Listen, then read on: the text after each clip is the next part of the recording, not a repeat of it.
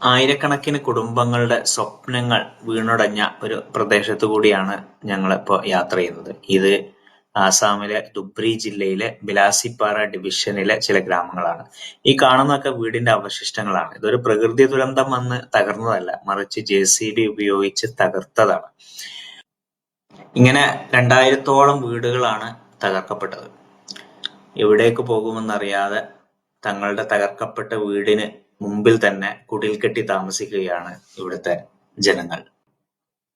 അദാനി ഗ്രൂപ്പും Assam power distribution കമ്പനിയും സംയുക്തമായി തുടങ്ങുന്ന ഒരു തെർമൽ പവർ പ്ലാന്റിന് വേണ്ടിയിട്ട് ആയിരക്കണക്കിന് ഏക്കർ ഭൂമിയാണ് ഏറ്റെടുക്കപ്പെട്ടത്. ഏകദേശം 40,000 കോടി രൂപയുടെ വലിയൊരു പ്രൊജക്റ്റാണ്. അതിനു വേണ്ടിയിട്ടാണ് ഈ ജനങ്ങള് അവരുടെ സ്വന്തം വീടുകളിൽ നിന്ന് കുടിയിറക്കപ്പെട്ടത്, അവർ പെരുവഴിയിലായത്. പ്രോജക്റ്റുകൾക്ക് വേണ്ടി ജനങ്ങളെ കുടിയൊഴിപ്പിക്കുന്നത് ആദ്യത്തെ സംഭവമൊന്നുമല്ല. പക്ഷേ അതൊക്കെ കൃത്യമായ പുനരധിവാസ പദ്ധതികളുമായും പ്ലാനുകളുമായിട്ടാണ് നടപ്പിലാക്കാറുള്ളത്.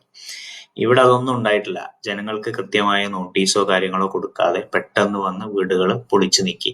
എവിടെ പോകുമെന്നറിയാതെ നിസ്സഹായരായി നോക്കി നിൽക്കുന്ന ജനങ്ങൾ. ഈ നോട്ടീസ് കണ്ടില്ലേ, ഇതാണ് ഇവർക്ക് കിട്ടിയൊരു നോട്ടീസ്. കവലകളിലെല്ലാം ഈ നോട്ടീസ് പതിച്ചു. എന്നിട്ട് അവരോട് പോകാൻ പറഞ്ഞു. കുടിയൊഴിക്കപ്പെട്ട 2000-ഓളം കുടുംബങ്ങളിൽ ഗവൺമെന്റ് നിഷ്കർഷിക്കുന്ന രേഖകൾ സമർപ്പിക്കാനായത് വെറും 100 ചില്ലാനം കുടുംബങ്ങൾക്ക് മാത്രമാണ്. അവരെ പുനരധിവസിപ്പിക്കുന്നതാവട്ടെ ബ്രഹ്മപുത്രയുടെ കൃഷിക്ക് യോഗ്യമല്ലാത്ത തീരത്തും. ഏത് സമയവും കരകവിഞ്ഞൊഴുകുന്ന ബ്രഹ്മപുത്ര എങ്ങനെ അവിടേക്ക് അവർ മാറി താമസിക്കും? റിലീഫുമായി ചില സന്നദ്ധ പ്രവർത്തകർ അവിടെ എത്തുന്നുണ്ട്. അതൊക്കെ ഒരു താൽക്കാലിക ആശ്വാസം മാത്രമാണ്. എത്ര കാലം ഇങ്ങനെ സന്നദ്ധ പ്രവർത്തകർ തന്ന ഭക്ഷണം കഴിച്ച് ജീവിക്കും? നിങ്ങൾ ഈ കാഴ്ച കണ്ടോ? ഒരു പാക്ക് ബിസ്ക്കറ്റിന് വേണ്ടിയുള്ള തിക്കും തിരക്കുമാണ്. കുട്ടികളും സ്ത്രീകളും ഒക്കെ. വല്ലാത്തൊരു കാഴ്ച തന്നെയാണ്. കുടിയിറക്കപ്പെട്ടവരുടെ വേദന അത് അവർക്ക് മാത്രമേ അറിയൂ. കുട്ടികൾ അവർക്ക് കിട്ടിയ ബിസ്ക്കറ്റ് ആസ്വദിച്ച് കഴിക്കുന്നുണ്ട്. അവർക്ക് അവരകപ്പെട്ട അവസ്ഥയുടെ തീവ്രത അറിയില്ലല്ലോ. ഇങ്ങനെ ഒരുപാട് കാഴ്ചകൾ, മനസ്സിനെ വേദനിപ്പിക്കുന്ന ഒരുപാട് കാഴ്ചകളാണ് കൂടെയുള്ള നാസകണ്ഠത്താണി പകർത്തിയത്. ഞങ്ങൾ യാത്ര തുടർന്നു. കാഴ്ചകൾക്ക് മാത്രം മാറ്റമില്ല. എല്ലായിടത്തും തകർക്കപ്പെട്ട വീടുകളുടെ അവശിഷ്ടങ്ങൾ മാത്രം. ഒരുപാട് ഹതഭാഗ്യരായ മനുഷ്യർ. ഇതാ റോഡരികിൽ ഇതാ പള്ളിയുടെ അവശിഷ്ടങ്ങൾ കാണുന്നു. ഞങ്ങൾ അവിടേക്ക് ഇറങ്ങിച്ചെന്നു. കാര്യങ്ങൾ അന്വേഷിച്ചു. ഈ പള്ളിയുടെ അനുബന്ധമായി ഒരു വിദ്യാഭ്യാസ സ്ഥാപനം ഇവിടെ ഉണ്ടായിരുന്നു. അതെല്ലാം തകർക്കപ്പെട്ടിരിക്കുന്നു. ഞങ്ങൾ അടുത്ത ഗ്രാമത്തിലോട്ടുള്ള യാത്രയിലാണ്. അവിടെയും കാഴ്ചകൾക്ക് മാറ്റമൊന്നുമില്ല. നിസ്സഹായരായി നോക്കി നിൽക്കുന്ന ജനങ്ങൾ.